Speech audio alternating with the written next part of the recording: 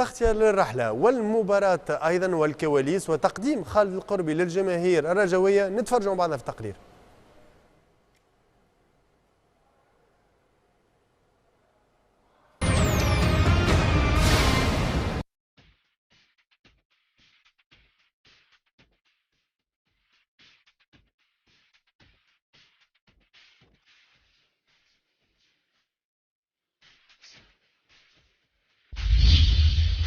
أكيد مقابلة مهمة بالنسبة لنا احنا للرجاء.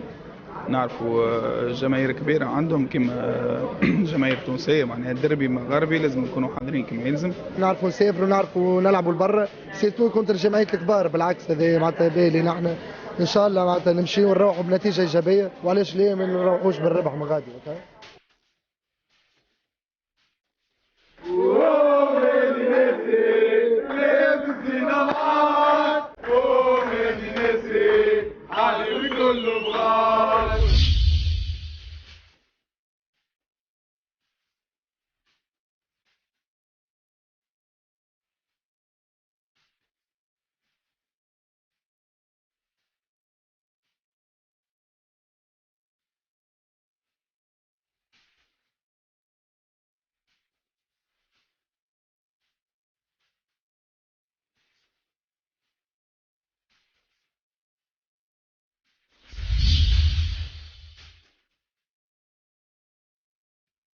والله حظوظ متساوية، رغم الرجاء تمر بظروف تعبة، ولكن بحكم الجمهور والميدان عندها ما تقول حتى هي الرجاء.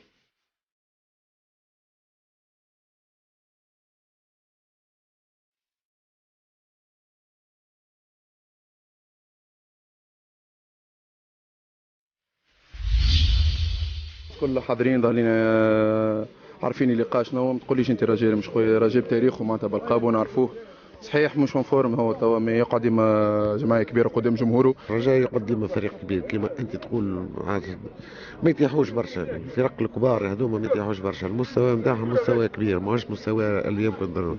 بطبيعة الحال ضيع عدد فترات في الموسم هذا، تغيير مدربين، فما ظروف اللي خلاته يمكن في الوضعيه اللي هو عليها توا. ناهي كون مباراه ستيف نعرفوها هي شامبيون دافريك في الموسم الفرد، معناتها هنا عملت صفحة من الحظ. ستيف سجلوا هدفين ورجعوا في المقابله وغادي يعملوا 2-2.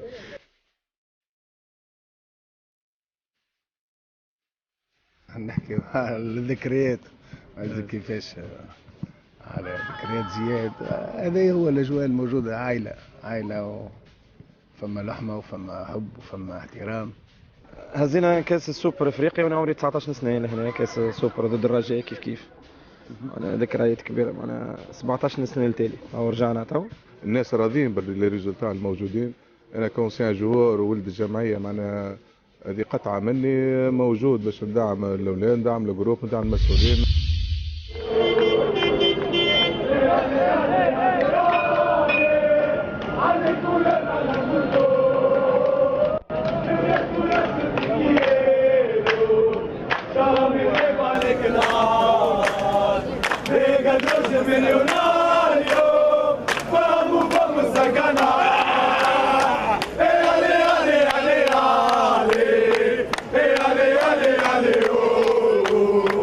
رجاوي غيواني لي في قلبي في لساني، ما الدنيا مهمومة خاصة القرمومة، ما كان مسمومة تكره الحكومة، مالكنا واحد محمد السادس.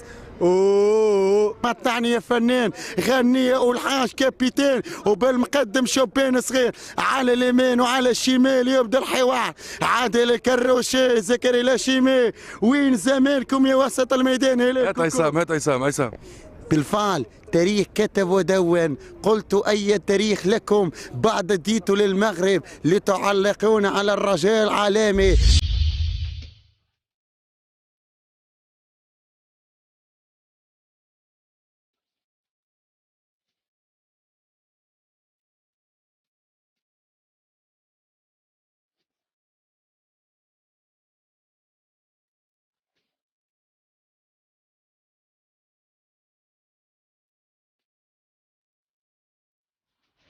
النجم مانيش باش نزيد، الكل نعرفوا النجم داخل سوسه، خارج من سوسه، مستوى الملاعبين يتحسن من فتره الى فتره، قاعد يتحسنوا الكلهم.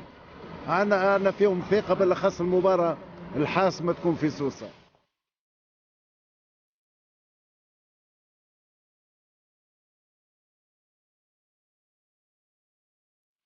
الرجاء اي لاعب يحب يلعب فيها معناتها قدام برشا جماهير، عندها قاعده جماهيريه كبيره.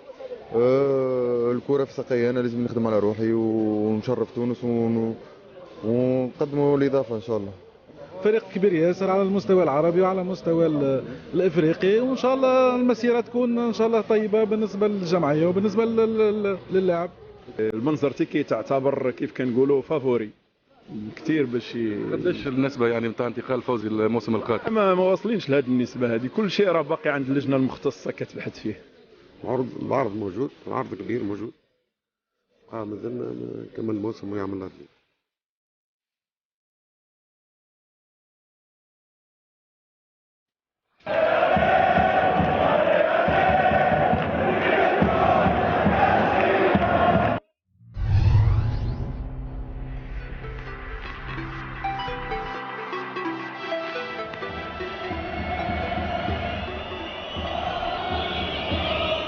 حضور جماهيري كبير، أجواء مميزة لن نشاهدها منذ سنوات بمركب محمد الخامس بمناسبة الديربي المغاربي اللي يجمع بين الرجاء البيضاوي النجم الساحلي في حوار كروي من أعلى مستوى.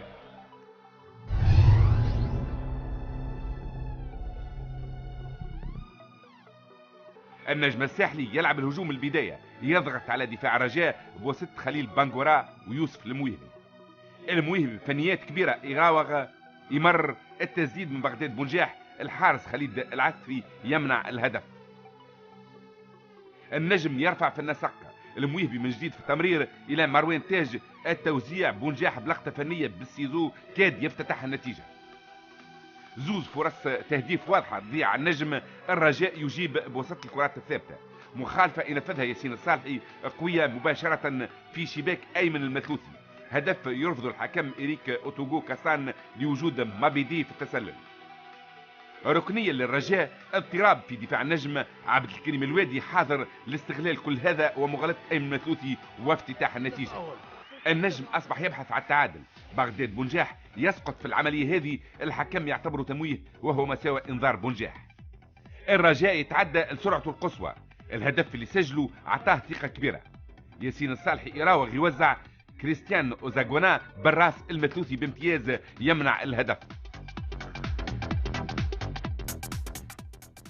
عبد الكريم الوادي يقود هجوم يراوغ يسدد أيمن المثلوثي مرة أخرى حاسم. مخالفة يتحصل عليها ياسين الصالحي ينفذها نفس اللاعب، كاد يكون على موعد مع هدف ثاني. إصرار أبناء الرجاء على استغلال فترة الفراغ اللي مر بها النجم يضاعف. ياسين الصالحي يمر كرة في العمق، النيجيري أوزاغونا وجه لوجه مع المثلوثي بلمسة فنية يتجاوزوا البقية، كرة في الشباك وهدف ثاني للرجاء. دقيقة واحدة قبل نهاية الشوط الأول. هدف ثاني، قلنا حذاري.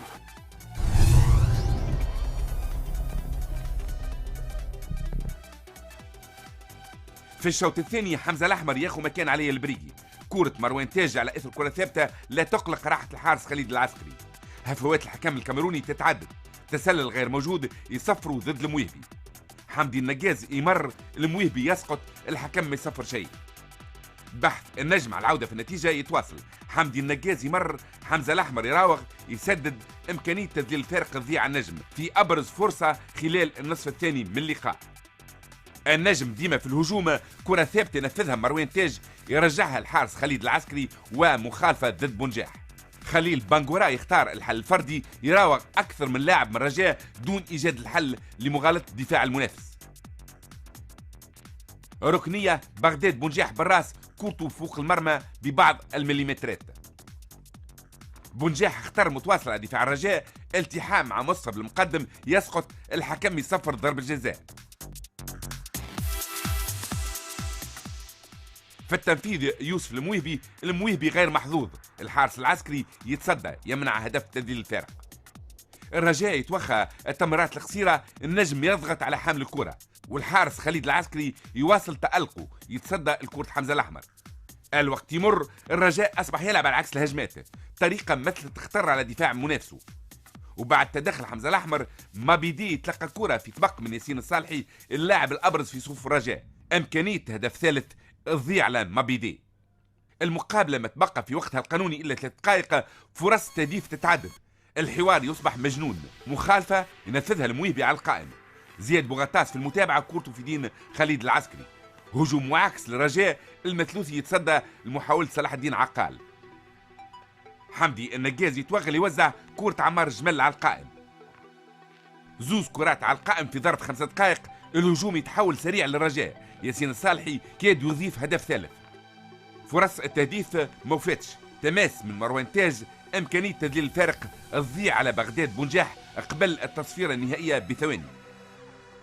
الرجاء البيضاوي في النهايه ينتصر في لقاء من اجمل مشاهدنا خلال السنوات الاخيره، لقاء ما كانش فيه النجم محظوظ بالمره نظرا للفرص المتعدده اللي خلقها، وهزيمه لا تعكس ما قدموا على امتداد 90 دقيقه.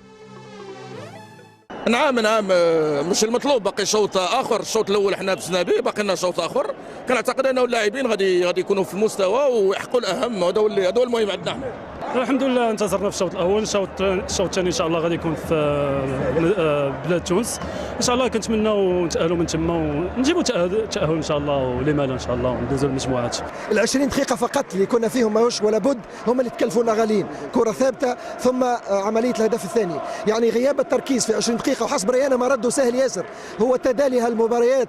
الله لا تسامح اللي عمل لنا الكالندري نتاع كل 3 ايام، شفتوا الريزولتا نتاعها 20 دقيقه فريشير نقصت بعد الشوط الاول.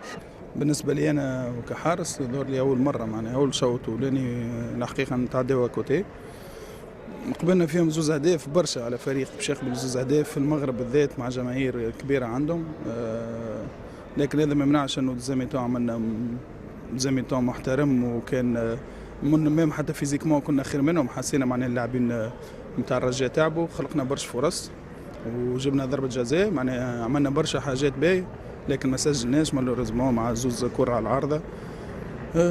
كل شيء جايز في الكره. بالنسبه لنا احنا نتحملوا مسؤوليه الخساره اللي تقريبا اول خساره هذه في العام الجديد بالنسبه لنا احنا. هدفين لصفر نتيجه النهائيه. باش نرجعوا نحكيوا عليها معاك باكثر التفاصيل، باش نحكيوا على غياب فرانكوم، باش نحكيوا على ضربه الجزاء المهدوره وعلى تصريحات ايضا اللي سمعناهم بين البلبولي ورضا الجدي، لكن بعد الاشهار ما تبعدوش.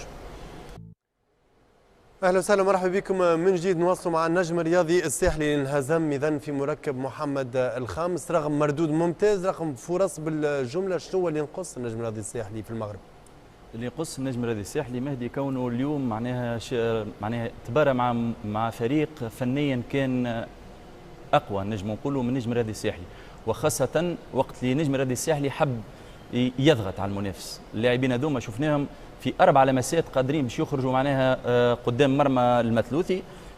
نظن غياب كوم كما قلت انت كان معوض بسعيد، نظن نضال سعيد، ولكن فنيا الفريق هذايا كان يخرج بلمسه في وضعيات صعيبه برشا. نظن ان النجم الرياضي الساحلي كان بامكانه التسجيل اكثر من هدفين، ولكن كان زاد ينجم يقبل اكثر من هدفين زاد. صهيب الراثي. انا في كلمه نشوف كم هايل من الفرص ضايعه على النجم الساحلي، ان شاء الله ما يندمش عليهم في مباراه العوده، لانه تعرف كان هزم النجم الساحلي 2-1 سي ان سكور اللي بلوز او موان ريمونتابل بالساهل. نحكيو على الفرق بين نتيجه النادي الافريقي والنجم الرياضي الساحلي يعني. بالساهل يعني سوفي يعني وحتى من ليكيب ادفيرس معناتها ديما يقعدوا سور لي غارد، ما همش باش يجيو لهنا يلعبوا من الدقيقه الاولى. يعني تعرف الماتش كيفاش الانتيليجونس تاع الملاعبيه يجم يبدا يضيع في الوقت، يجم يعني من الدقيقه الاول وانت سور بريسي، ان شاء الله ما يندمش عليهم. هل شاطر راي رضا الجدي اللي يقول لك يمكن الرزنامه والارهاق خلى النجم الرياضي الساحلي يخرج من المباراه لمده 20 دقيقه، وكانت 20 دقيقه عندها تاثير مباشر؟ هو راهو كان باش نحكيو معناتها مهدي علميا معناتها في الاوتونومي نتاع في الفيزيولوجي نتاع العبد بعد 60 ساعه ينقص التركيز، بعد 60 دقيقه يبدا يقل التركيز. هذا علميا كي يقولوا من الاول يا ذنوب يظهر لي لونتام دخلوا الاولاد. تعرف عندنا برشا هذايا راهو نداء زاد للسلطات المعنيه على ارجاع الجماهير في ملاعبنا، لانه عنا كيما الملاعب اللي عنده برشا ما دخلش وراه 60000 جمهور، اليوم يدخل يلقى 60000 جمهور، بالنسبه راهو سا شونج، سي ان اتموسفير اخر قدامه، مش كيما كان جينا في الشامبيونات نتاعنا نلعبوا بالجمهور، راهم لي جوار بيدهم مالفين بالوحده. حاجه اخرى زاده لعبوا في الليل، مانيش مالفين نلعبوا في الليل، راهو ماهمش هذوما راهو اعذار، ولكن تفاصيل كما كان ناخذوا من كل حاجه جزئيه صغيره راهو يوليوا برشا يعطيوا جزئيه كبيره مع بعضهم اللي قلقت النجم الساحلي، رغم اللي تقعد المشكله الوحيده هي الاهدار نتاع الفرص، ان شاء الله ما يندمش عليهم في العوده. اخر حاجه باش نختم بها، النجم الساحلي سبق له قبل في وجبد زياد جزيري على هذايا وسالتك معناتها وحكينا في الكوليس اللي النجم الساحلي تعدى انهزم 2 بلاش غادي في سوبر كوب في سوسه، رجع ان شاء الله التاريخ يعاود نفسه ونشوفوا النجم الساحلي يترشح. هذا نتمناه بالطبيعه. فتحي العبيدي بعض اللقطات في المباراه هذه باش نشوفوا التوزيع التكتيكي على الميدان. نبداو معك. هنا نشوفوا بعد الهدف الاول معناها شوفوا انه النجاز تحول ولا يلعب عالي برشا، شوفوا ان نجم رادي الساحلي عالي والوداد الرجاء ولا يلعب 5 التالي خاطر اللاعب الوادي قاعد يرجع. نشوفوه هنا باش نشوفوا طريقه الخروج بالكره، معناها في 4 لمسات يخرج الفريق هذايا، 1 2 شوفوا 3 ونخرج هذايا الرابع، وشوف 10 لاعبين من نجم الرياضي الساحلي.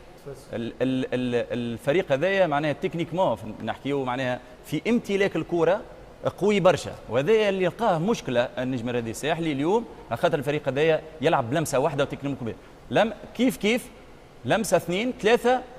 ونشوفوا هنا اللاعب الوادي اللي قلق برشا نقاس ما بين 5 لاعبين يلونشين وكان بامكانه معناها التسجيل. كيف لا ميم شوز هنا اللمسه الاولى نخرج من التالي، الثانيه ما بين في البينيات، ونشوفوا 4 لمسات هناك كريستيان كان بامكانه التسجيل. الفريق هذا عنده لياقه هنا كيف بلمسه واحده 2 3 وهنا 4 في ظهر ديفونس، ويخرج كريستيان ويسجل الهدف اللي شفته. كونه الفريق هذايا فنيا الى بوزي بروبليم، ولكن النجم الرياضي الساحلي جاوب، ولكن جاوب فرديا. شوفوا النجاز ليفور اللي قاعد يقوم به هنا، يمشي نجاز كان بامكانها التسجيل النجم الرياضي الساحلي. وهنا كيف بنغورا كيفاش يقوم بالليفور زاد البدني والفني، ويخرج ويدخل ما بين 7 لاعبين، وكان بامكانه زاد التحصل على ضربه جزاء. وهنا نشوفوا المجهود الثالث اللي من عند بونجاح اللي جاب ضربه جزاء. نظن ان الفريق هذايا كما قلت هنا زاد العمليه الاخيره بلمسه واحده النقاس للجمل، هذاك عليه قلت كان بامكانه النجم الرياضي الساحلي التسجيل، ولكن كان بامكانه زاد باش يقبل اكثر من هدفين. ولكن كما قلت لك معناها من الناحيه الفنيه غاديك لقى صعوبه النجم الرياضي الساحلي، على خاطر حب يضغط على حامل الكره، ولكن الفريق هذايا تكنيكمون كان اعلى وكان يخرج من السيتواسيون الصعاب هذوما. ملاحظه صغيره مهدي على الفريق هذايا، راهو ماتش الروتور يفو سو ميفي خاطر عندهم تري بون تيرور في اللي بالاريتي، لازم النجم الساحلي يعرف كيفاش يحضر مباراته، سورتو خاطر صعيب برشا كان باش تقبل هدف اخر هناك في سوسه باش صعب اكثر المباراه. سي ان ديتاي. فتحي موتي والله صعيبه برشا لانه ديربي، توك تعمل صفر مع الرجاء وتجي لسوسه تبدا تقول شيء ما هو مضمون، وديربي 2 بشيء برشا، راهو باش تبداو واقعيين. يعني نحكيو عن نادي الصفاقسي معناها 2 بشيء سبحانه مغير الاحوال، معناها الناس تحكي عن نادي الصفاقسي 2 بشيء مطمئنه جدا. كي نحكيو عن نجم الساحلي خسر 2 بشيء تولي لا جوابل، معناها لا نكلموا حديث الواقع. تبقى الباهي وانه نجم الساحلي اللي انا موافق المدرب المساعد تاع نجم الساحلي، قلنا ال4 فرق نتاع تونس دفعوا الثمن اللي طاحوا من كاس، دفعوا ثمن النسق الجهنمي تاع البطوله، ماهوش عادي. دفعوا الثمن من رابطه الابطال، هبطوا توش عادي جماعتي رقدي. اي لا توا هي جوستومون خلينا نحكيو معناها ال4 فرق دفعوا الثمن مستانسين. هل في الفتره هذه فرقنا ال4 يربحوا بال4 والفوق، ما يتحسوش لا في رابطه الابطال. دفعوا الثمن كاش، دفعوا الثمن تذكرهم معناها. لا بعدك خالد يضحك يذكرهم نايمين ولا يتذكر مليح معناها. اليوم دفعوا الثمن كاش، وهذا الثمن نتاع نسق البطوله، راهو باش تبدا الامور واضحه. 2 اللي نحب نلاحظوا هو انه حتى الرجاء اوتوروت زاد، تبقى اوتوروت نتاع النجم في الدفاع، كانت المقابله هذه غريبه نتاع 5-5 5-4 5-3 لانه اهداف معناها عجيبه وغريبه. تبقى وطرود دفاع النجم بالبياج خلصت ليتوال كاش، وطرود دفاع نتاع الرجاء بلاش صح عليهم بولي سيركيلاسيون القائم مرتين وضربه جزاء الموهبي مش مستانس، ولكن ما زالت 2 بشيء في دربي صعيبه برشا، ولكن هدف في اول مقابله نجم غير المعطيات. حفاوه كبيره واستقبال كبير لخالد القربي من جماهير الرجاء، شنو رايك في الانتداب هذا يا خالد المولي؟ بون الناس الكل تعرف خالد القربي للمسيره نتاعو، لعب في الملعب التونسي ترجي النادي الافريقي، لاعب دولي يلقى روحه اليوم بعد مده بلاش فريق، روحه في فريق كبير بصراحه. الحاجه الباهيه لخالد القربي مستانس بالاجواء نتاع الفرق الكبيره، يعرف البريسيون، يعرف شنو يستنى فيه اكزاكتومون. نتمناوه كان ينجح خاطر مهم ياسر باش ينجح، باش يكون هو بتاتر بوابه نتاع لاعبين اخرين باش ينشطوا في البطوله المغربيه. وفما اللي سبقوا عادل شادي يلعب في الرجاء وغيره من اللاعبين. تو باش نمشيو مباشره، وسؤال يبقى مطروح لفوزي بن زرتي بالنسبه لمستقبله الكروي. يظهر لي سؤال ما يطرح كان بعد مباريات 7 جوان بالطبيعه وهو تاريخ مباريات العوده.